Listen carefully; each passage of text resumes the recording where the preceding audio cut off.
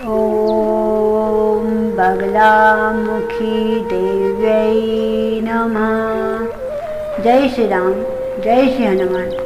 आइए श्री राम कथा में प्रवेश करते हैं। काकभूषण जी महाराज कहते हैं, छोटा भाई मित्र, सच्चा हितैषी और पुत्र के समान होता है। जैसे रावण का छोटा भाई कुंभकर्ण था। कुंभकर्ण की मृत्यु के पश्चात सेनापति रावण को आकर सूचना देता है, महाराज, वीरवर राजकुमार कुंभकर्ण युद्ध भूमि में वीर गति को प्राप्त हो गए। तब रावण चौंक उठता है और वह यह कहता है, नहीं, यह नहीं हो सकता, यह असत्य है, असंभव है। कुंभकर्ण कभी नहीं मर सकता है, वह अजर है, अमर है, काल भी उसका काल नहीं बन सकता है। कोई ब्रह्मा विष्णु महेश, किसी के तुनीर में वह बाण नहीं जो कुंभकर्ण को मार सके। यह असंभव संभव कैसे हुआ? तब सेनापति कहता है, महाराज, राम के बाण ने यह असंभव संभव कर दिया है। उस विशाल शक्ति के सागर को राम के बाण ने सुखा दिया है महाराज, यह सत्य है। वीरवर राजकुमार रणभूमि में सदा सदा के लिए सो गए हैं। तब रावण कुछ देर के लिए शांत हो जाता है। फिर वह कहता है, कुंभकर्ण, हमने ब्रह्मा जी से तुम्हारे लिए एक दिन जागने का वरदान इसलिए नहीं मांगा था मेरे भाई कि तुम रावण की आन पर अपने प्राणों को न्योछावर कर दो।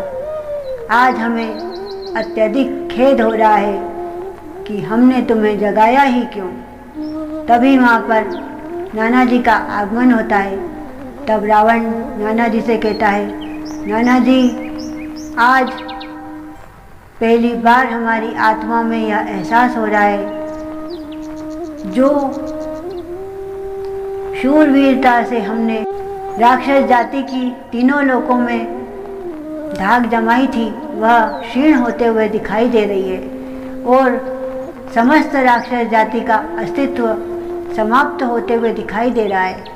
तब राजकुमार इंद्रजीत कहता है, नहीं पिताश्री, कोई इंद्र का वज्र, विष्णु का सुदर्शन चक्र, शिव का त्रिशूल राक्षस जाति के अस्तित्व को समाप्त नहीं कर सकता है। किसी भी एक महान हस्ती के मारे जाने से राष्ट्र की गतिविधियां नहीं रुक जाती महाराज। कुंभकर्ण काका के मारे जाने का हमें अत्यंत दुख है, किंतु महाराज, किसी एक पहाड़ के टूट जाने से पृथ्वी पर प्रलय तो नहीं आ जाता। तब अतिकाय कहता है, पिताश्री, आप हमारे आदर्श हैं और आप ही ऐसी निराशा की बातें कर रहे हैं। युद्ध भावनाओं के दम पर नहीं जीता जाता है। युद्ध जीतने के लिए हृदय में धधकते हुए अंगारे और प्रतिशोध की ज्वाला होनी चाहिए। कोई वनवासी राम हमारी लंका की नींव नहीं हिला सकता है। वह राम यह समझ रहा है कि उसने कुंभकर्ण काका को मारकर लंका पर विजय प्राप्त कर ली है।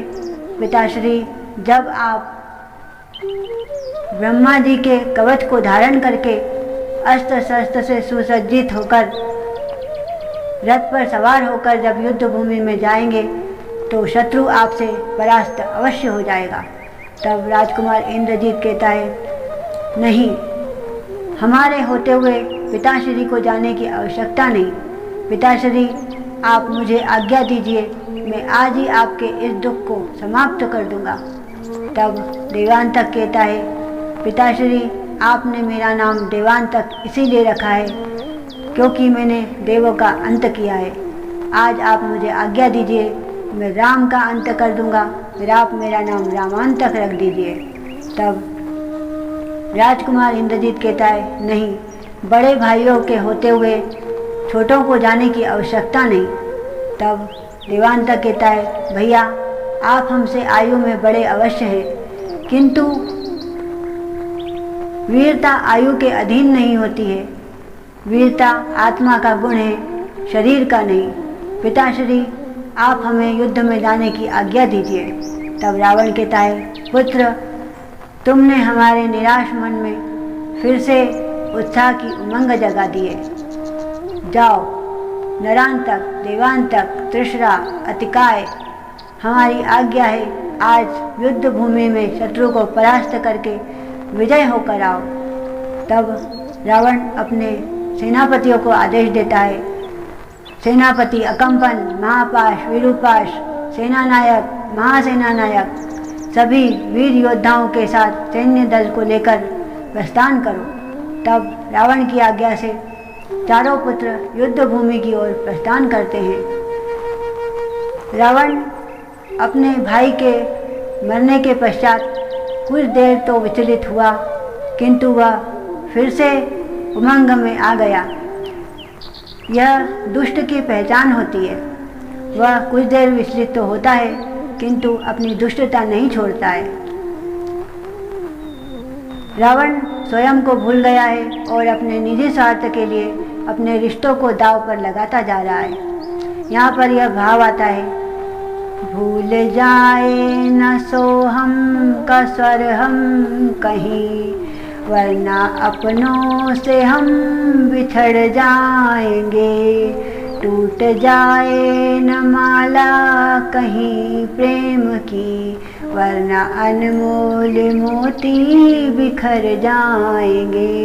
श्री राम कथा हमसे कहती है, रिश्ते मोती की तरह होते हैं और वह प्रेम के धागे में पिरोए होते हैं। जैसे हम अपने अनमोल सोने चांदी और हीरे मोती की मालाओं को संभाल कर रखते हैं, वैसे ही हमें अपने रिश्तों को संभाल कर रखना चाहिए। बोलिए श्री रामचंद्र भगवान की जय, हनुमान जी महाराज की जय। जय श्री राम।